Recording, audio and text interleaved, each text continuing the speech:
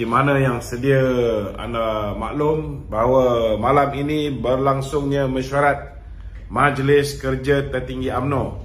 Mesyuarat belum habis tuan-tuan, namun Datuk Seri Noh Omar, Tan Sri Noh Omar telah keluar daripada mesyuarat dan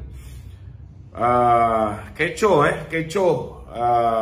di media sosial, di portal-portal yang mengatakan bahawa beliau telah pun digantung selama 6 tahun. Beliau telah pun digantung selama 6 tahun. Ini seperti mana apa yang dilaporkan oleh media-media sosial. Namun saudara, di dalam mesyuarat mengikut portal-portal ini, Tan Sri Noh Omar telah meminta kepada Presiden UMNO supaya beliau dipecat dan tidak digantung.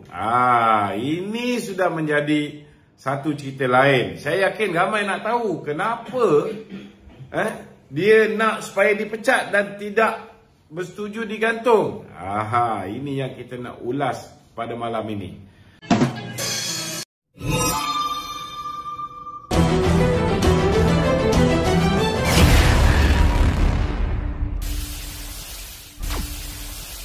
Subscribe dulu yang belum subscribe. Selamat menonton. Enjoy. Saudara yang saya kasih sekalian, saya 2 kali dipecat daripada UMNO dan 1 kali dipecat daripada PKR. Terus terang saya cakap bahawa dipecat daripada parti politik ni tuan-tuan adalah satu perkara yang sangat mengecewakan. Kita sayang dengan parti kita dan bila kita dipecat, kita akan berasa kehilangan sesuatu yang sangat berharga. Kehilangan sesuatu yang sangat berharga. Walaupun saya dah diterima balik sebagai ahli Majlis Kerja Tertinggi, sebagai ahli UMNO, namun hakikat dia tuan-tuan, saya tidak menerima lagi keahlian lama saya. Dan ini menyebabkan untuk saya bertanding, saya ada tempoh matang. 3 tahun baru boleh bertanding. Kemudian selepas 3 tahun, maknanya selepas pilihan raya umum ke-15 ni saya tak boleh bertanding. Dan untuk saya bertanding MT UMNO saudara, saya punya keahlian baru ni setelah diterima balik sebagai ahli UMNO, ada syarat. Syarat dia mesti sekurang-kurangnya pernah menjadi ahli jawatan kuasa UMNO bahagian 1 penggal, baru saya boleh menjadi ahli Majlis Kerja Tertinggi UMNO balik. Maknanya pilihan raya umum yang ke-16 nanti, selepas pilihan raya umum ke-16, pemilihan tu saya boleh bertanding AJK UMNO bahagian, dan hanya selepas pilihan raya umum yang ke-17, maknanya 11 tahun tuan-tuan, baru saya boleh menjadi ahli Majlis Kerja Tertinggi UMNO. Maknanya boleh bertanding Majlis Kerja Tertinggi UMNO. Maknanya saudara, saya kehilangan saudara 11 tahun. Itu sebab saya tak faham kenapa Tan Sri Noh Omar tidak menghargai. Kalau dia dipecat 6 tahun, dia jaga parti, dia khidmat dengan parti, dia buat baik dengan parti, mungkin tempoh penggantungan tu tak sampai 6 tahun, dia boleh mengayu. Tuan-tuan, kena faham. Dan bila rayuan dia diterima, dia dapat keahlian dia yang lama, dia tidak perlu melalui macam saya. Lepas dipecat, kena tunggu 3 tahun tempoh edah, lepas tu kena start bertanding AJK bahagian dulu, lepas tu baru boleh bertanding Majlis Kerja Tertinggi. Tak payah tunggu 11 tahun. Tetapi kenapa dia tak nak kekal setia bersama dengan parti, tunggu sehingga penggantungan dia ni dibatalkan ataupun tamat tempoh 6 tahun pun dia masih lagi boleh terus bertanding MT, sebab dia dah ada rekod. Dia ada rekod lama. Nombor keahlian dia kekal nombor lama. Dia tak dapat nombor baru macam saya. Tetapi dia kenapa dia memilih untuk mencabar, dia cabar Presiden Parti, pecat dia.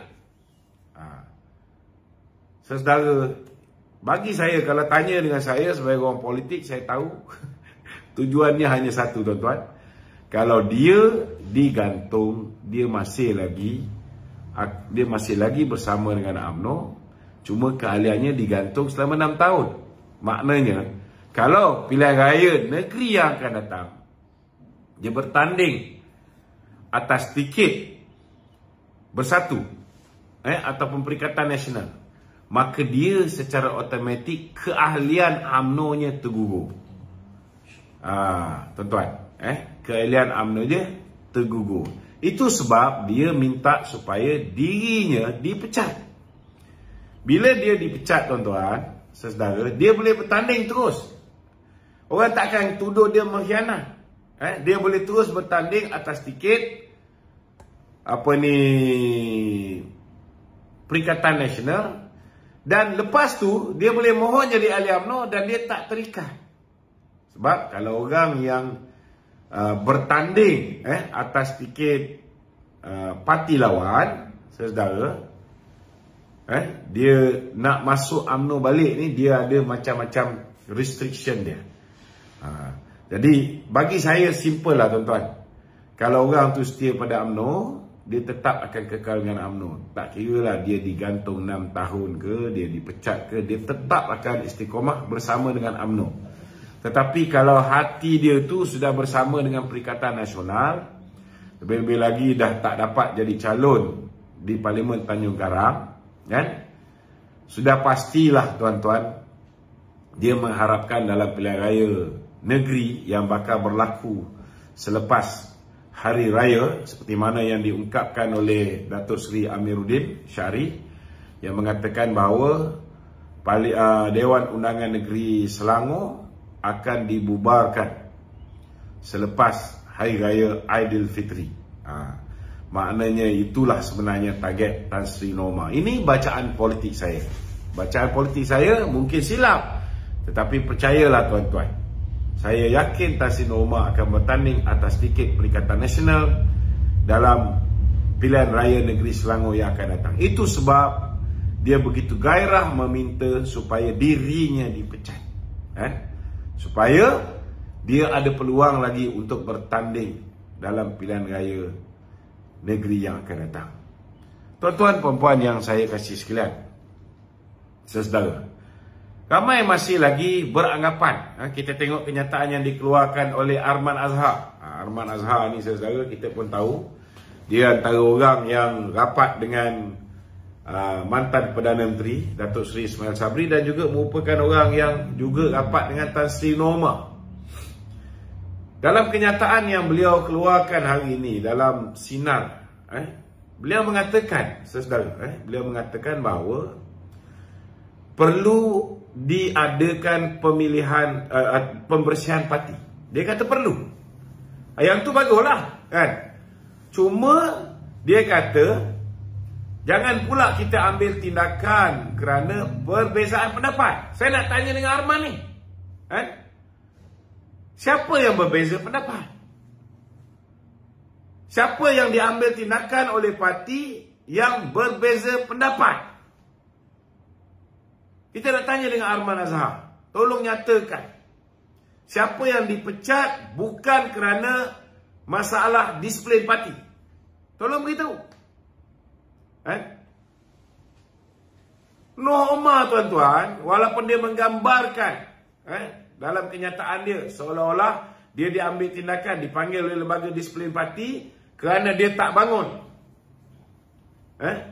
bersama 2 orang lagi dalam Perhimpunan Agung UMNO untuk menyokong supaya jawatan Presiden dan Timbalan tidak dipertandingkan. No such thing, tuan-tuan.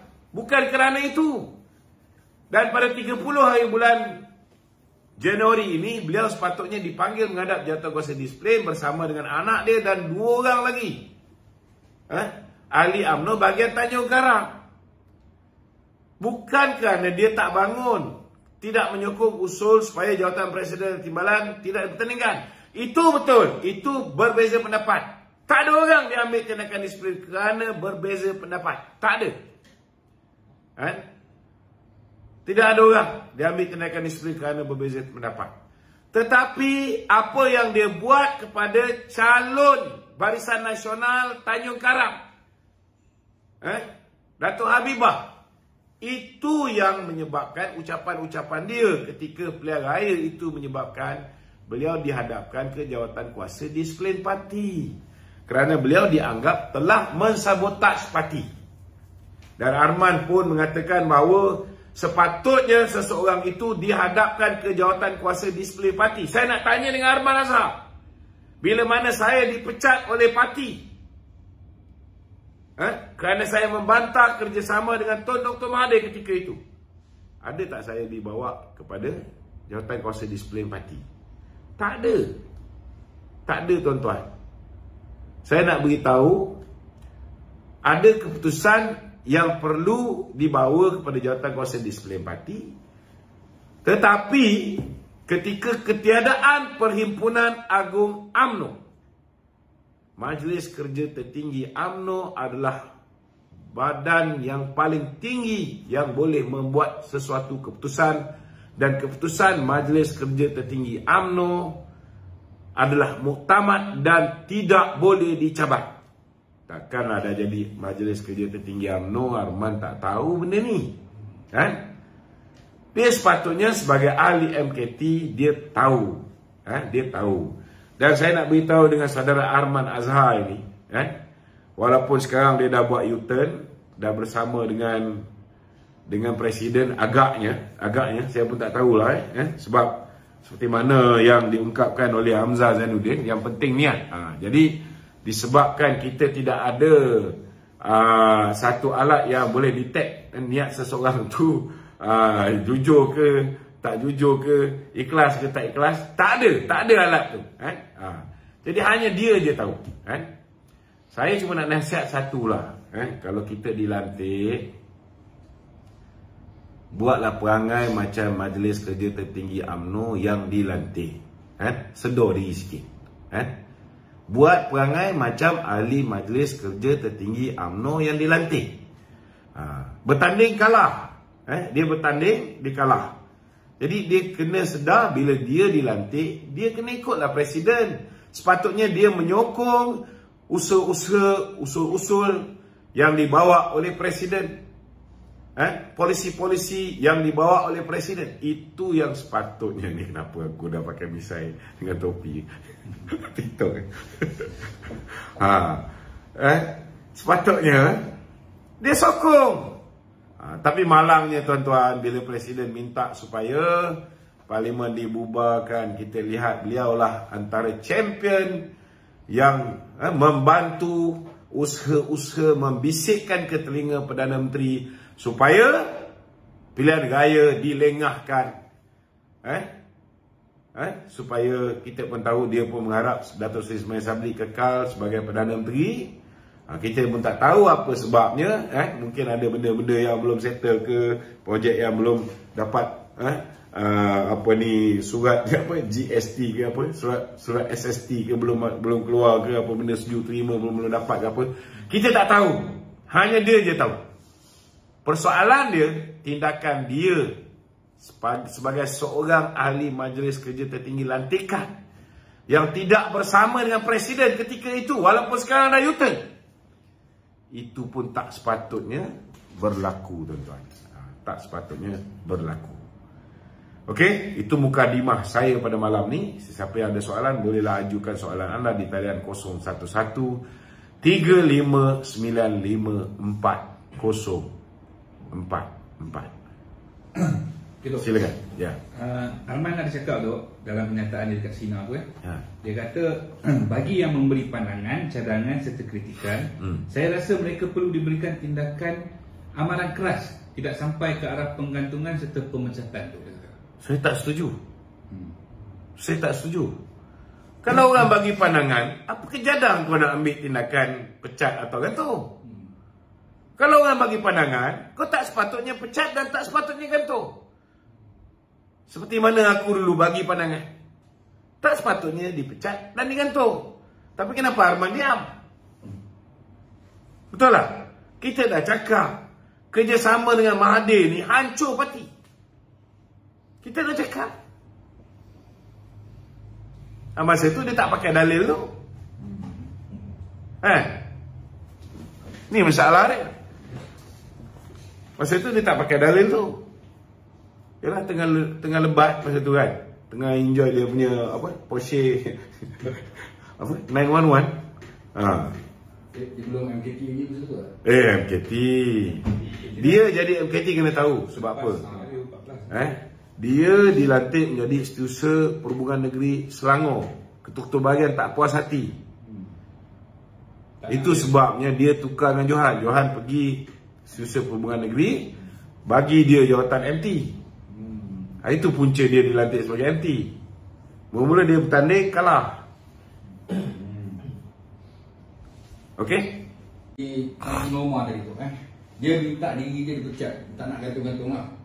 Maksudnya kalau betul dia tak nak lagi dalam UMNO, kenapa dia sendiri tak tulis juga letak jawab keluar parti ke apa? Beza. Kalau kau keluar parti, orang kata kau pengkhianat. Kalau kau dipecat daripada parti, kau join sebelah sana, orang tak kata kau pengkhianat. Itu ada dalam main setting Noma. Dia ingat kita tak boleh baca apa benda dia nak buat. Trust me.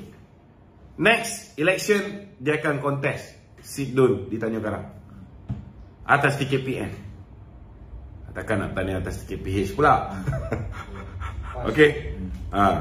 PN lah maknanya, sama ada PAS ke bersatu ke, takkan dia nak tanda tiket gerakan. The point is, dia akan kontes guna lambang PN. Itu bacaan saya. Kalau tak percaya, tunggulah. Kalau bacaan saya tak betul, maka tak betul. Tak semestinya apa saya cakap tu betul. Tak semestinya takulan politik saya tu betul. Okey? Ya. Katanya tu ini Tan Sri Noma sendiri kata ada lagi ramai yang kena tindakan macam dia, dan ada juga yang dipecat. Hari ini insya-Allah saya percaya bila Presiden kata hari ini beliau akan melakukan pembersihan sebersih-bersihnya. That means he means business. Saya percaya Presiden dia tahu apa yang perlu dibuat. Kerana Presiden belajar melalui pengalaman dia juga. Apa pengalaman Presiden? Pengalaman Presiden, dia mengambil tindakan kepada kepala-kepala sebelum pilihan raya, dengan harapan bila ambil tindakan kepada kepala-kepala yang lain ini akan berhati-hati, tidak mengikut jejak langkah. Tapi malangnya lepas pilihan raya, walaupun dah buat tapisan, walaupun dah ambil tindakan, dah bagi isyarat, tapi ada lagi 10 ekor ni yang masih khianat pada parti, berikan SD kepada Muhyiddin. Dan masih lagi ada ramai yang membantu untuk mengalahkan calon-calon kita. Maknanya tak cukup dengan sekadar mengambil tindakan kepada pihak-pihak tertentu. Itu sebab kali ini tak ada siapa yang sempurna. Semua orang dia mencuba, try kaedah ni tak jalan, try kaedah ni tak jalan. Kali ni saya punya keyakinan, saya tak tahu apa Presiden nak buat. Saya yakin kali ni MKT UMNO akan mengambil, bukan Presiden Presiden seorang tak boleh buat. Dia kena satu pasukan. Akan mengambil tindakan keras kepada semua yang khianat pada parti, yang sabotaj parti. Dan saya mempunyai feeling, saya ada insting saya, yang ianya akan melibatkan satu kumpulan yang ramai. Kita kalah bukan sikit. Kita kalah daripada 178 kursi yang kita tandingi, kita kalah di 148. Kita hanya menang 30 kursi. Maknanya mesti there must be something wrong in those 138 seats. Mesti ya 148, 148 seats. Mesti ada something wrong there. Kenapa 30 saja? Bila kita dapat laporan daripada UMNO bahagian, daripada orang-orang awam dan sebagainya, ahli-ahli yang mana pemimpin-pemimpin kita di setengah-setengah tempat, bila mana Presiden mengambil langkah drastik, cuba melakukan islah, melakukan perubahan dengan mengenengahkan berapa persen, 86% muka baru dalam pilihan raya umum yang ke 15. maka ada di antara ketua-ketua bahagian, ahli jawatankuasa bahagian, pemimpin-pemimpin di peringkat bahagian yang mengambil pendekatan untuk mensabotaj calon yang bertanding. Jadi kita kena tegas dalam soal ini. Kita tidak boleh kita tak boleh ambil sambal lewa lagi. Tak boleh hanya pick up kepala-kepala. Nak pukul sekali. Kalau kencing manis tu dah merosakkan kaki kita, chop delik. Habis kita. Ada kalanya kita kena buat macam mana Mahathir buat. Kalau kita buat secara berperingkat, tak menjadi, maka tak salah untuk Majlis Kerja Tertinggi UMNO cuba melakukan perubahan itu dengan lebih drastik. Mungkin akan terbuka dengan kritikan, dengan fitnah yang mengatakan UMNO kuku besi. But trust me, tindakan ini tidak ada sama sekali kerana berbeza pandangan. Ianya apabila seseorang itu melanggar disiplin parti. Jangan percaya Arman ni. Arman kata kalau orang tu berbeza pandangan, lebih baik jangan pecat, gantung saja. No, that shouldn't be done. Kalau orang berbeza pandangan, apa pasal kita nak ambil tindakan? Kita sebuah parti demokratik. Kita kena galakkan demokrasi. Orang nak berbeza pandangan, silakan, tak ada masalah. Tetapi kalau time pilihan raya engkau kata parti sesat, engkau kata parti ni dah sakit, engkau hentam presiden, engkau buruk-burukkan calon, dia calon juga, jangan lupa. Kau cuba nak musnahkan dia di Bagan Datuk dengan harapan pengundi pembangkang akan membantu kau di Sungai Buloh. But at the end of the day, what you say affect the other candidates. Apa yang kau cakap tu memberikan kesan kepada calon-calon Barisan Nasional yang lain. Itu dikira sebagai sabotaj parti. Itu pelanggaran disiplin parti. Itu bukan perbezaan pandangan, bukan perbezaan pendapat. Beza pendapat contoh macam Johari Ghani. Dia nak jawatan presiden dipertandingkan untuk menampakkan bahawa UMNO ada demokrasi. Tak ada masalah. Tak ada orang nak pecat Johari Ghani. Tapi kalau dia didapati media-media di bawah kawalan dia, di mana dia memegang saham utama, secara berterusan menyerang parti, dan kita boleh buktikan ianya datang daripada arahan beliau, maka beliau boleh dikenakan tindakan disiplin. Ini kena faham. Kalau dia nak bagi pandangan, buatlah. Kerja kita bagi pandangan kita, berbeza dengan pandangan dia. So kita boleh bertukar hujah. Tetapi kita tak boleh hukum orang, pecat ke, gantung ke, semata-mata kerana dia berbeza pandangan. Tak boleh. Arman pun tak tahu apa benda dia cakap. Okey?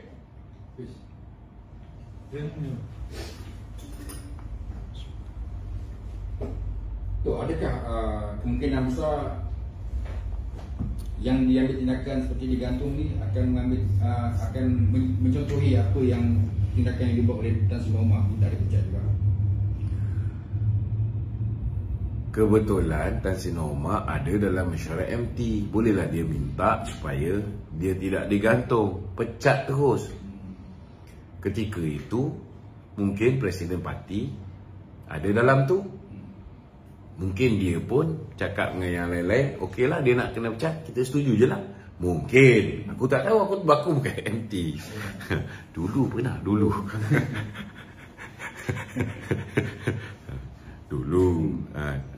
Jadi kita tak tahu. Tetapi kalau orang macam KJ dah kena gantung, kan? Dia tak boleh nak minta supaya dia dipecat pula. Dia bertanding je lah atas tiket Perikatan Nasional, bertanding dekat Negeri Sembilan. Ada peluang jadi calon menteri besar. Perikatan Nasional pun bukan ada orang sangat pun, kan? Orang macam KJ tu, memang sangat diperlukan. Kita pun mengharapkan supaya dia bertanding atas tiket Perikatan Nasional. Calon-calon macam ni sangat berpotensi, sebab ramai lagi yang masih ingat dia nak menyusahkan hidup rakyat.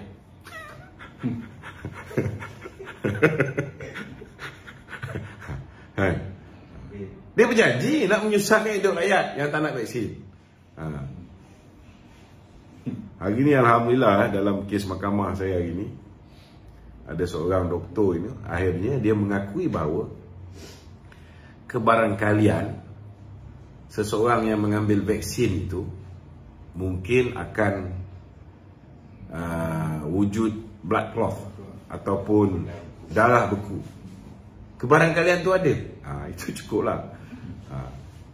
Itu satu benda yang gembira lah. Okey. So, Noh kata peraturan UMNO dah jadi hak individu. Apa yang menjadi hak individu? Saya nak tanya dengan Tan Sri Nur Omar. Dia bukan ahli Majlis Kerja Tertinggi UMNO ke? Dia ahli Majlis Kerja Tertinggi UMNO? Kalau peraturan UMNO ni menjadi hak individu, bulan 3 Datuk Zahid suruh bubar parlimen. Kalau kau tak nak ikut, time tu dia pecat terus lah Perdana Menteri. Dia boleh buat kan? Sebab hak individu dia. Kenapa dia tak buat? Kenapa dia tak buat? Sebab setiap sesuatu dia nak buat, dia muzakarah dengan ahli Majlis Kerja Tertinggi UMNO, termasuk Nur Omar. Jadi jangan pandai-pandai bila kau dah kena gantung, lepas tu kau minta dipecat. Tak pernah dalam dunia ni ada orang kena gantung minta dipecat, kecuali orang tu hati dia, jiwa dia tidak ada lagi dengan UMNO. Hanya orang macam ni je tak sayang keahlian. Aku orang yang menyebabkan aku kena pecat ni, aku lawan Abang Besan bro. Aku akan lawan Abang Besan. Sebab apa? Sebab kita sayang keahlian kita. Betul tak? Ini dia kena gantung, dia minta dipecat. Maknanya rasa sayang dia, kasih dia, setia dia pada parti tak ada. Tak ada. That's the only reason. Tak ada. Kalau kau tanya orang gila, kau tanya orang butan, mana kau nak? Kena pecat ke kena gantung? Dia kata, gantung sudahlah bang.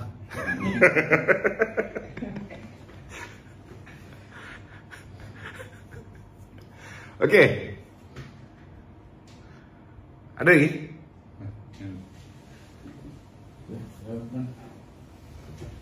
Yang lain-lain kita tunggu besok lah tu Hai. Baru 28 minit ke udara, dah tunggu besok. Segmen lain pula. Tak ada lagi soalan ni? Lemahlah korang ni semua. Aduh.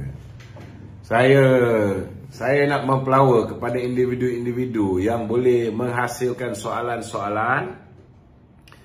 Joinlah kami dalam pasukan moderator live Lokman Adam.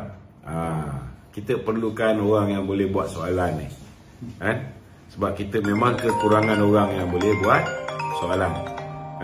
Minta tolong share live kita pada malam ini. Assalamualaikum warahmatullahi wabarakatuh. Okay. Lupa juga untuk komen dan share, like, dan jangan lupa juga untuk subscribe rancangan saya agar anda tidak akan ketinggalan untuk menonton video-video saya akan datang. Jadi itu saja daripada saya. Terima kasih kerana menonton. Bye.